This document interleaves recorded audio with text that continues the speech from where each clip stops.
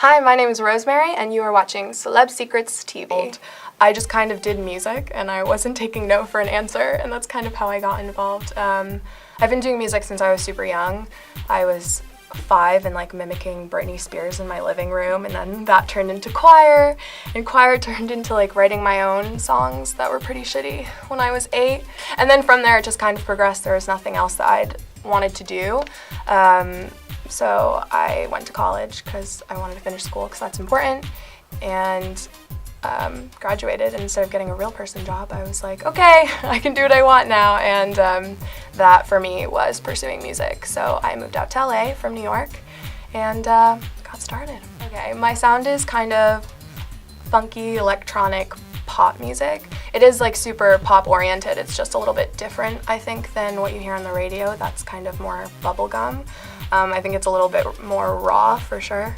Writing the EP was actually so different for me because even though I'd been writing songs for most of my life, this was a different, I knew that this was going to be recorded, and I knew that this was something I was going to be releasing, so the nerves were definitely on edge, and for that reason I procrastinated so much. I came out to LA to record, and when I did, I only had one song written, and I wrote it on the plane, so I was freaking out, and my manager was definitely on my butt about it, but then it just kind of happened organically. So one song, Gold, was the one I wrote on the plane, and then You and I wrote in the car on the way to the studio.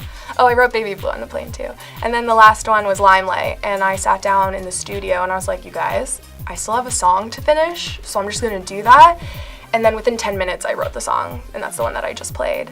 And I thought that that was gonna be the worst one because of the way that I wrote it, and it ended up being everybody's favorite, so it's crazy how that happened. That song particularly is such a millennial problem, so I thought people could probably relate to it, but it's still a problem, gotta be talked about. Yeah, most of the songs are completely about my own personal experiences, and then sometimes I'll draw from outside inspirations, whether it's a book or a movie or something that happened to a friend, but yeah, most of it is my own experiences. I would love to come out with a full album. I don't know how soon that's gonna be, but to be honest, the likelihood of it sounding exactly the same is slim to none because I'm a very fickle person and I'm constantly listening to new music and being inspired by new things, and I get bored super easily, so if I'm doing the same thing all the time, I'm not gonna wanna do it anymore. So the full-length album is probably gonna have a similar style. My writing's still gonna be about